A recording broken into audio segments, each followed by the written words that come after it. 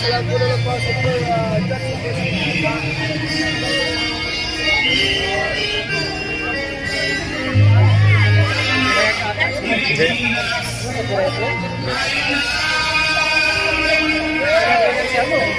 Yeah. Nagilo. Ah, ganon? Oo. Kapulay na kalubig. Yun lang. Yan nagkatugtog.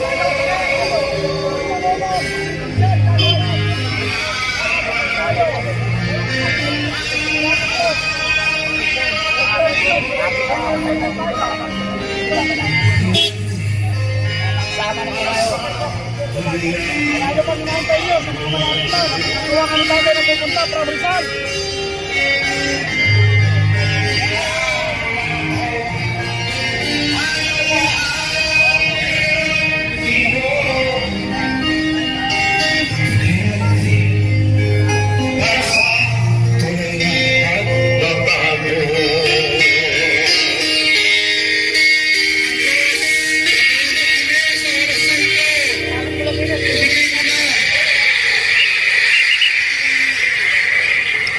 Kapatid na mga Pilipino, gusto ba natin ibalik ang mga Duterte?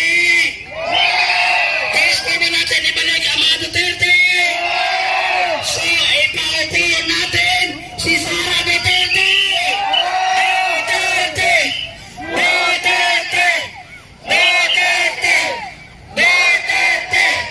Duterte! Duterte! Duterte! Ito, ang kailangan lang natin ang suporta ng ating protector, ang military. Ito po, medyo nag-speech si General Browner na napataw siya sa chain of command at hindi sa taong bayan. Hindi, nakatago lang siya. Alam natin, kasi nandyan pa sila si Paul. Pero alam nyo, ito lang ang katotohanan. Ito ay sasabihin ko sa ating mga kapatid sa militar at sa mga kapulisan. Kami po, pensioner na mo ng GSIS, dahil former Undersecretary ako ni Digong Duterte sa Department of Energy, and I retired sa GSIS.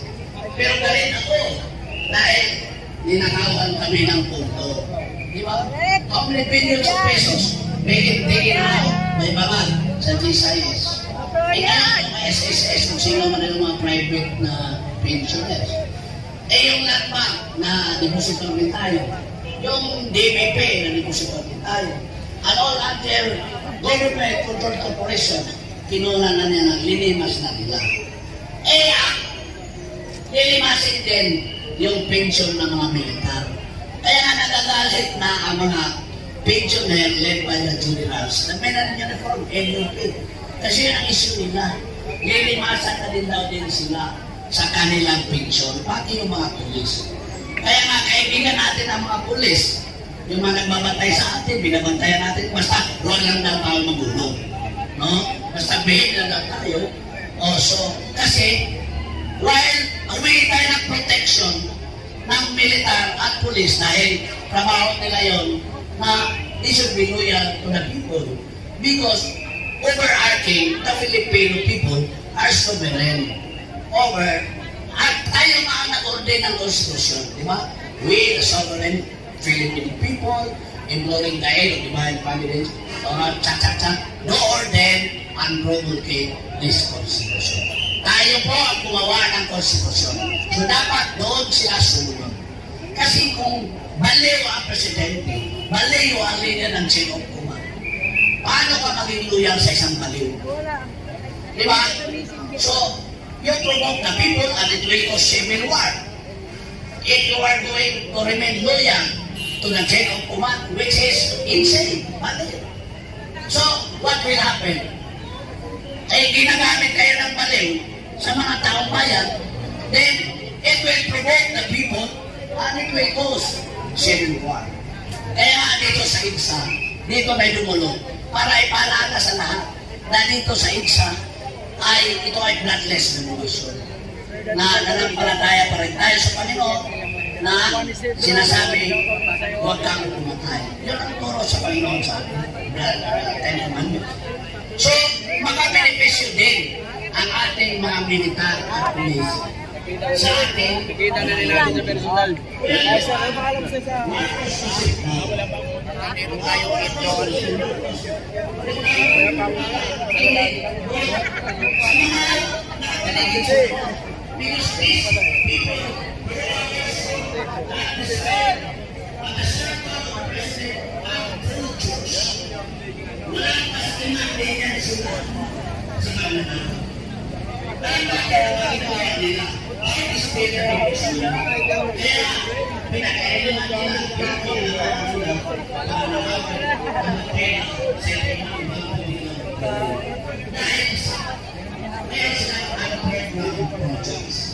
Yung mga program projects, kakaisip nila yun ng mga proyekto para na makuha ng pera.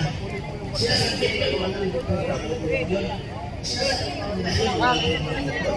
at na-expenses mo sa mga lawmakers na nagigito at na-dispense of Martin Robles, sa Camino, sa Marcos. Like it, guys. Diba? Tanongin nyo, bakit sila makuha? Alam nyo, ang turo sa akin, no? Because I learned my integrity. Nandun na sa ibang buhay si Tatay Nene Benitez. I served the father of local government code for 12 years. Ang turo niya sa akin, no? Na sabi niya, Ben, sino ba ang makurap na isang leader? Ang makurap daw na isang leader, katulad ni Presidente Marcos, sino ba ang makurap ni Bongbong Marcos? Kahit na meron na siyang karanasan na kurap sila dahil sa tatay niya, kurap. Ang makukurap daw ng isang leader, number 1, ay yung pamilya. Pamilya ng presidente. Yan guys, sa taas ng footbridge, so, ang daming tao. Sino pamilya ni Bongbong Marcos? Asawa niya. Kapatid niya. Ha? O, ito pa rin, relatives. They belong to pinsan. Martin Robles. Diba? Eh, sino bang mga kaibigan niya? Niya. Ni Bongbong Marcos. Eh, sila sa kapatid. Sino ba yun? Ano ang gusto rin mo? Hindi, kasi sila din. Pati sana ako sa tao lang.